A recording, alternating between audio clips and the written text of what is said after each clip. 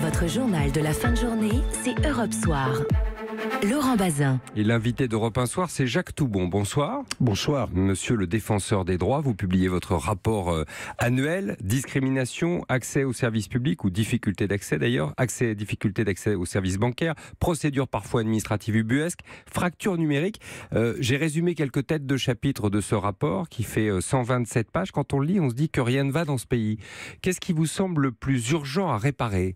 Au-delà de ma caricature journalistique. Un rapport comme le nôtre, naturellement, ne doit pas être caricaturé. En tout cas, il doit être vu pour ce qu'il est. Puisque, par définition, les 93 000 réclamations que j'ai traitées, ce sont des personnes qui ne sont pas satisfaites, dont les droits ne sont pas reconnus et qui voudraient, par l'intermédiaire du défenseur des droits, que ces droits redeviennent effectifs.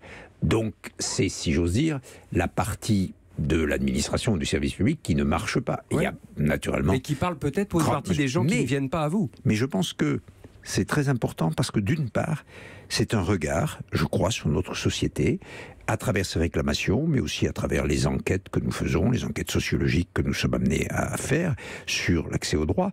Et d'autre part, ceci peut aussi expliquer qu'il y ait ce que nous appelons un taux de non-recours, c'est-à-dire que beaucoup de personnes, finalement, qui ont des difficultés avec les services publics, eh bien, ne demandent rien à personne. J'ai souvent employé cette expression, elles se disent « à quoi bon ?» et que finalement, elles se découragent. Donc, le travail que je fais, ça consiste aussi à inciter tous ceux qui peuvent avoir des problèmes à saisir le défenseur des droits ou à saisir la justice ou d'autres, naturellement, mais ne pas rester, notamment dans le domaine des discriminations, quand on ressent une discrimination, c'est le cas notamment, par exemple, pour les femmes qui sont traitées de manière inégale, ne pas en rester notamment là, pendant ne leur pas grossesse. mettre ça dans un mouchoir et dans sa poche, mais essayer de faire en sorte d'aller plus loin, et c'est le but aussi de ce rapport et de mon action.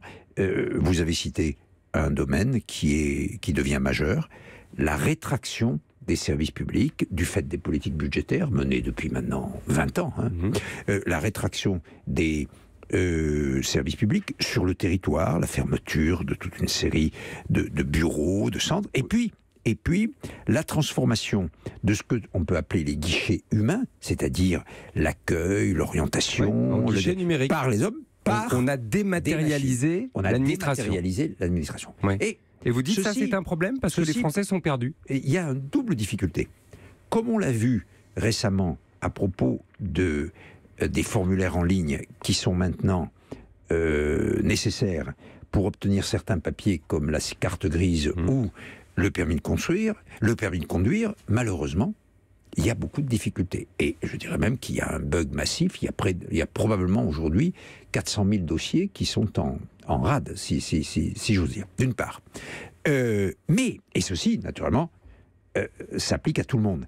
Mais en plus, la numérisation, la dématérialisation, ça touche plus particulièrement, ou ça crée un obstacle pour l'accès aux services publics, donc pour l'accès aux droits, plus particulièrement pour les personnes qui ont des difficultés avec le numérique, qui peuvent être soit des personnes qui vivent dans des zones blanches, soit les personnes qui n'ont pas d'équipement, soit les personnes qui ont des difficultés avec l'Internet et avec l'informatique. Il y a un plan gouvernemental pour faire disparaître les zones blanches à 4 ans. Mais pour ceux qui ont du mal avec Internet, c'est à peu près un tiers.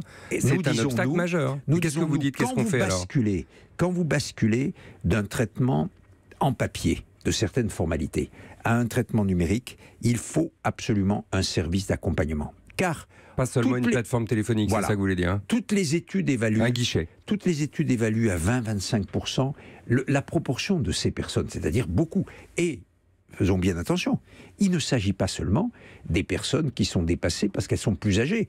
Il y a beaucoup de jeunes, par exemple, qui sont très habiles à manipuler leur smartphone pour des applications, des jeux, tout ça, mais qui, si vous leur dites « fais un formulaire en ligne sur ton smartphone », qui sont incapables de le faire. Donc, c'est quelque chose qui concerne beaucoup de publics éloignés, en quelque sorte, de l'administration, défavorisés, en situation vulnérable, et nous disons, il faut un service d'accompagnement. Mais vous dites au président, il faut réembaucher ? Il faut un service d'accompagnement. Il faut prendre en compte ces situations vulnérables. Il faut qu'il y ait des hommes et des femmes Donc réembaucher si qui nécessaire. soient derrière leur téléphone et que ce ne soit pas des plateformes électroniques ou qui vous disent au bout de 40 secondes cliquez sur le site si vous voulez en savoir plus.